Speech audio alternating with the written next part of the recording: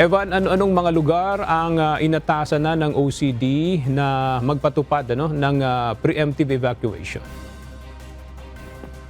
Magandang tanghali sa iyo, Aga. No? Pinaghahanda na ng Office of the Civil Defense sa posibleng maging epekto ng bagyong Tito ang mga rehiyon sa Ilocos Region, Cagayan Valley, Central Luzon, Calabar Zone, Mimaropa at Eastern and Western Visayas Region.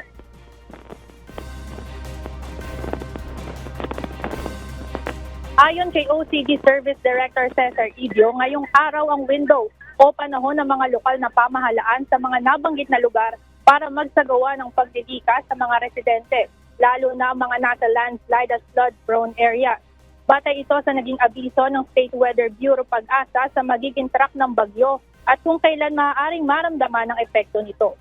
Giit ng OCD, dapat maipatupad ang precautionary measure na ito upang matiyak ang kaligtasan at seguridad ng mga residente. Pinayuhan rin ng OCD ang mga lokal na ahensya na nasamantalahin ang window period para makapag-preposition ng mga resources.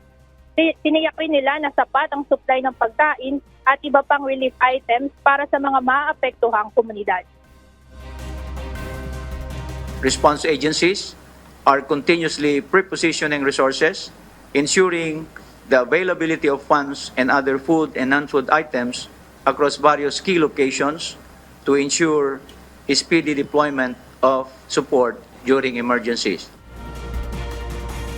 Binigyan diin ng OCD na bagamat nakabantay ang national government sa sitwasyon, ay mahalaga pa rin ang kooperasyon at kahandaan ng mga lokal na pamahalaan upang masiguro ang kaligtasan ng mga mamamayan.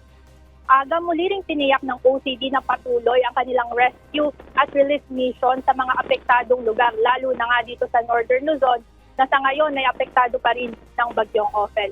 Yan muna ang update mula dito, Aga. Maraming salamat, Evan Alvarez.